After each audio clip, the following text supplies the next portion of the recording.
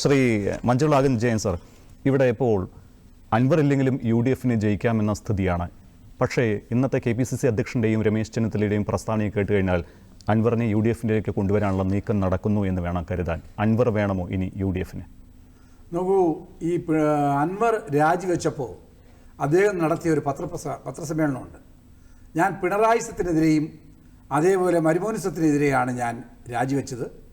അതുകൊണ്ട് LDF ഗവൺമെൻറ്റിനും പ്രത്യേകിച്ച് പിണറായി വിജയനും മരുമോനും പണി കൊടുക്കണം എന്നാണ് പറഞ്ഞത്. അപ്പോൾ ആ രീതിയിൽ UDF ലക്ഷ്യവും അതുതന്നെയാണ്. പിണറായിസത്തിനും മരുമോനിസത്തിനെതിരെയാണ് UDF നിൽക്കുന്നത്. അപ്പോൾ അൻവർ പറഞ്ഞ സ്റ്റേറ്റ്മെൻറ്റ് പിണറായിസത്തിനെതിരെ എന്ന് പറഞ്ഞുകൊണ്ട് ഞങ്ങൾ അദ്ദേഹത്തെ ഉൾക്കൊള്ളാൻ തയ്യാറായി. പക്ഷേ ഓരോ ദിവസവും അദ്ദേഹം നടത്തുന്ന പത്രസമ്മേളനങ്ങൾ, ഓരോ ദിവസവും അദ്ദേഹം UDF കാര്യങ്ങൾ കൈകാര്യം ചെയ്യുന്ന രീതിയിൽ പോയപ്പോൾ അവിടെ UDF ഒരു തീരുമാനമെടുത്തു. അങ്ങനെ തീരുമാനങ്ങളെടുക്കാൻ അൻവറിനെ ആരും ചുമതലപ്പെടുത്തിയിട്ടില്ല. അങ്ങനെയാണ് അദ്ദേഹത്തിൻ്റെ വാതിൽ അടച്ചു എന്ന് പറഞ്ഞത്. പിന്നെ അവിടെ ഞങ്ങൾ ഒറ്റയ്ക്ക് മത്സരിച്ചു. അൻവറില്ലാതെ മത്സരിക്കാൻ കഴിയുമോ എന്നുള്ളൊരു പരീക്ഷണം കൂടിയായിരുന്നു തിരഞ്ഞെടുപ്പ്. അങ്ങനെ ഞങ്ങൾ മത്സരിച്ചു.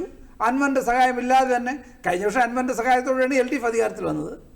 ഞങ്ങളിതാ വളരെ സത്യസന്ധമായി പറയുന്നു, നിലമ്പൂരിൽ ഇന്ത്യൻ നാഷണൽ കോൺഗ്രസ് ആരുടെയും സഹായമില്ലാതെ, അൻവറിൻ്റെ സഹായമില്ലാതെ ഒറ്റയ്ക്ക് മത്സരിച്ച് ജയിച്ചു.